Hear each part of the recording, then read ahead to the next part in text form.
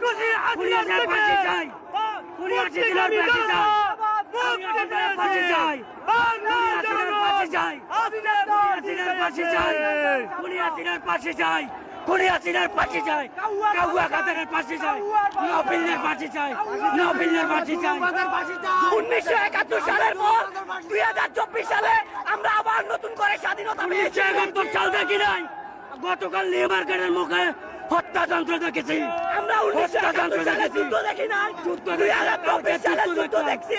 2024 সালে লেবার গার্ডের যুদ্ধ দেখছি, 2024 সালের লেবার গার্ডের যুদ্ধ গতকাল দেখেছি। ছোট ছোট ভাই বোনদেরকে নির্মমভাবে মারা হয়েছে, ওদেরকে পঙ্গু করে দেওয়া হয়েছে, ওদেরকে পঙ্গু করে দেওয়া হয়েছে। এই বলে আমার কথা শেষ করলাম।